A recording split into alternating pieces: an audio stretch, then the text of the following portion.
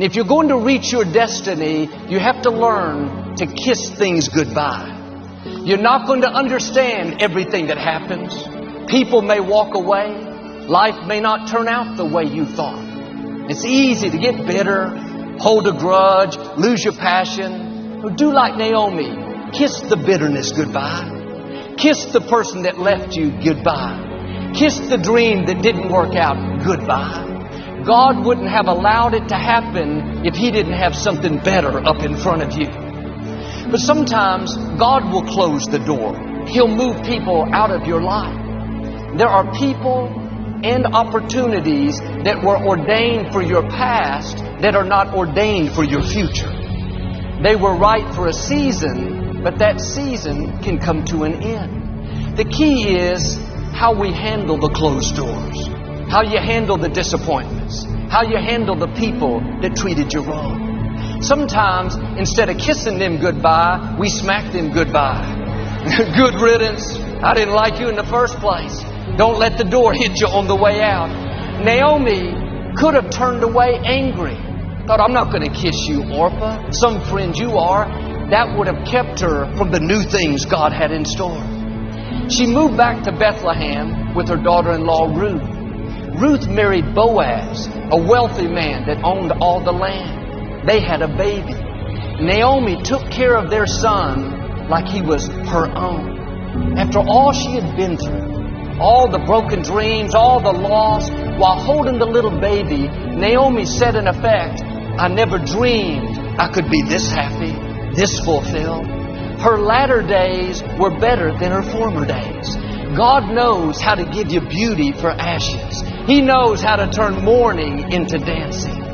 But it would have never happened if she had not kissed Orpah goodbye. Are you at peace with your past?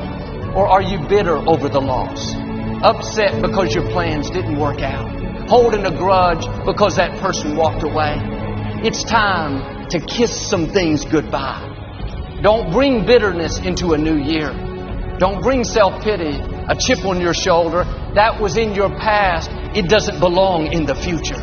You cannot embrace the new things God has in store as long as you're holding on to the old. My father went to be with the Lord back in 1999, some 20 years ago. I lost one of my best friends. I still miss him, but I realized the loss of my father is in my past. It's not in my future. If I would have brought all the hurt, the questions, the self-pity, I wouldn't be where I am. You won't have the strength to move forward if you're weeping over what's behind. It takes a lot of energy to think about the past, relive the hurts, wonder why it didn't work out. That person you lost, if they were supposed to be here, they would still be here. If somebody left you, I say it respectfully, you don't need them. If it didn't work out the way you had planned, it wasn't supposed to. God's ways are not our ways. Will you trust Him when it doesn't make sense? Start kissing things goodbye. You spend enough energy on the past, that doesn't take you anywhere. Kiss that disappointment goodbye. That door didn't close by accident. God is directing your steps. It was either not the right time or because He has something better. A friend of mine owned a very successful business. For years, he was a leader in his field, saw all kinds of growth and increase. He had big dreams to leave his company to his children, to continue the legacy. After 25 years, things started to slow down. The competition around him increased. So he started working harder, going in earlier. I would call him and he was meeting with staff at 6 in the morning. He was determined to make it work. He did everything he possibly could. But God is called the Alpha and the Omega, the beginning and the end. We get excited about the beginning, talk a lot about God doing a new thing, but we don't hear a lot about the Omega, the end. But just as God opens doors, sometimes God will close a door. He'll bring things to an end. And this can be hard for us because it feels like a setback. After all the hard work, my friend's company didn't make it. He was so discouraged. For several months, he would hardly talk on the phone. He told me how he felt like a failure. He had all these plans, but it didn't work out the way he thought. And I told him what I'm telling you. The best thing you can do is just kiss it goodbye. Don't bring a failure from yesterday into today. If one dream dies, get back up and dream another dream. He got his passion back and went out and started a consulting business. All kinds of doors began to open. Today he has more clients, more influence, more opportunities than he's ever had. His new company is many times more successful than his own. When life doesn't turn out the way you thought, remind yourself God is still in control. Instead of being sour, losing your joy, kiss the disappointment goodbye. Quit reliving mistakes you've made. Things that you wish you would have done different, wondering why it didn't work out.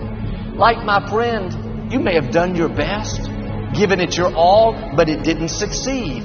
Accept it as God's plan and move on. Our attitude should be, God, I trust you not just with my successes, I trust you with my failures. I trust you with the betrayals. I trust you with the things that don't make sense. When you kiss the past goodbye, it releases you into your future. You have to be at peace with what's behind you. It's not enough to just move forward, angry, bitter, mad at God. That's why Naomi kissed Orpah. It was symbolizing, this is painful, I don't like it, I feel betrayed, but I'm at peace. It takes maturity to kiss things that don't feel good. This is what the prophet Samuel had to do. He spent years mentoring a young man named Saul. He took him under his wing and he trained him to become the next king of Israel. You can imagine how proud Samuel was when he saw this young man now grown and leading the Israelites. Everyone looked up to King Saul. He was tall and handsome. He looked like a king. But over time, Saul got off course. He made poor decisions. He eventually lost the throne. Samuel was so disappointed.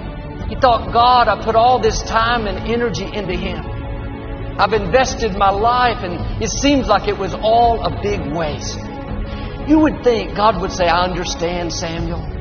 Too bad, it didn't work out. But God didn't let him feel sorry for himself. He said, Samuel, how long are you going to mourn over Saul? God is asking us, how long are you going to mourn over what you've lost? How long are you going to be discouraged over who hurt you and what you didn't get and the boss that wasn't fair? I don't believe in giving people the right to feel sorry for themselves. Not because they don't have a good reason. Some people have gone through things that nobody should have to go through. But I've learned if you stay in self-pity with a chip on your shoulder, thinking you have a reason to live defeated, you will never see the vindication, the restoration, the promotion, the favor that belongs to you. God wants to pay you back for what was unfair. Don't sit around in self-pity. Kiss the bad break goodbye. Kiss the unfair childhood goodbye. Kiss that injustice goodbye.